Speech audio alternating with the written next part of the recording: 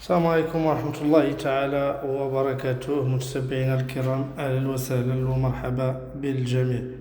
اليوم بفضل الله جبنا للزبناء الكرام هاد لو بيان اللي هو عبارة عن منزل ار بلس دو.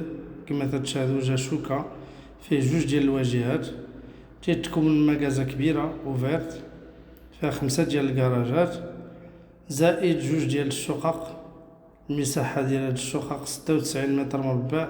مساحة ديال المنزل اللي كاينة في البقعة 80 متر مربع. كما تشاهدوا متتبعينا، منزل جا شوكة كما سبقنا وذكرنا، وموقع ديال هاد المنزل جا في المحامد مراكش.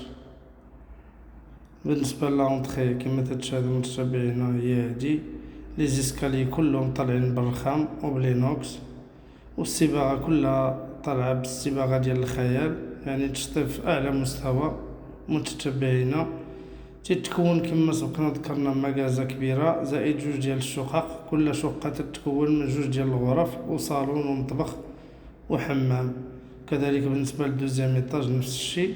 ابخي كاين واحد لا بتيت كويزين في لونطخي ديال السطح، كوزينة اوفير جات في لونطخي ديال السطح، زائد السطح كذلك غتكتشفوا في اخر لا فيديو سطح اوفير مفتوح. ومرحبا بالجميع. بالنسبة للثمن ديال هذا المنزل 1,900,000 درهم، كاين شوية ديال المفاهمة، 190 مليون سنتيم. مرحبا بالجميع. الناس اللي بغات دير لا فيزيت مرحبا، نحن راه الإشارة. والسلام عليكم ورحمة الله. نخليكم تكملوا وتكتشفوا باقي المرافق ديال هذا المنزل اللي في أعلى مستوى من ناحية التشطيب ولا من ناحية الفصالة. والسلام عليكم ورحمة الله تعالى وبركاته.